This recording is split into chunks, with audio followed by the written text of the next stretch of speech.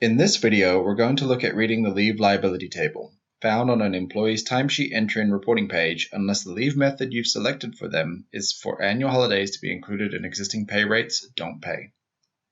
First, we'll look at the table for an employee on the rate as set for the Holidays Act leave method.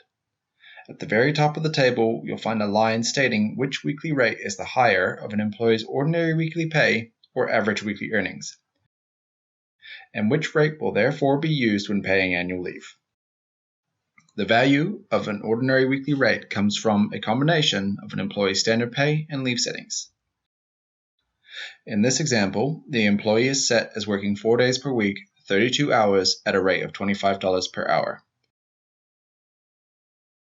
Therefore, their ordinary weekly pay rate is $800. The average weekly rate is calculated on their gross wages for the past 52 weeks or portion of a year if they are in their first year of employment. In this case, the employee's average weekly rate is higher than their ordinary, so leave will be paid at the higher rate.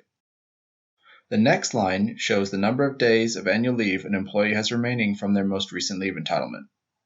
This number only changes when an anniversary is passed, in which case it goes up by the number of days annual leave they become entitled to, or when annual leave is taken, in which case it is decreased by the number of days taken.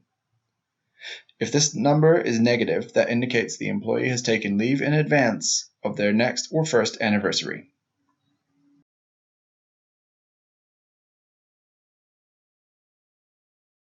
The rate of a day annual leave is the higher value week divided by the number of days per week as set in their leave settings. In this example, it's the average weekly rate divided by 4 days. The 8% of gross wages since most recent leave anniversary is also referred to as an employee's accrued leave. This is the amount the employee is due in their final or termination pay in addition to any remaining annual leave entitlement. This amount will steadily increase as an employee is paid, and when they pass a leave anniversary, it will reset. Included in this amount is an 8% of the total value of days annual leave and alternative leave.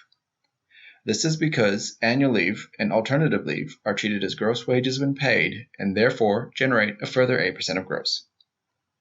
If an employee has taken leave in advance, the dollar value of that leave will show just below the 8% of gross wages.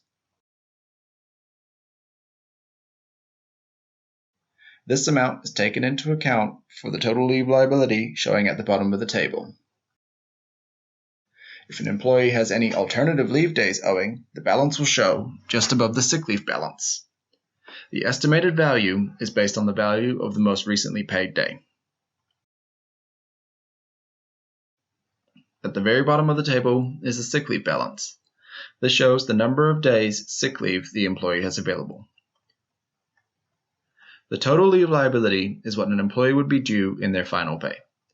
It is made up of the value of any annual leave days remaining, plus an 8% of gross wages since the most recent leave anniversary, less the dollar value of leave taken in advance, if that's the case, plus the estimated value of any alternative leave days. Sick leave doesn't come into a final pay.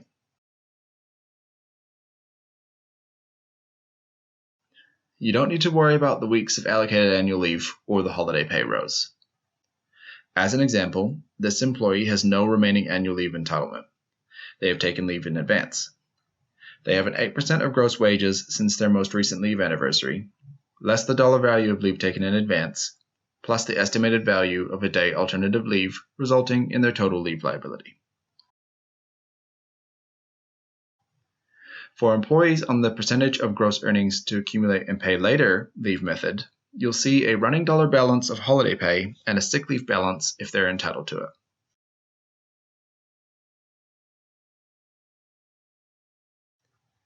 If an employee on this method has a day of alternative leave owing, you will see an amount in the 8% of gross wages since most recent leave anniversary row.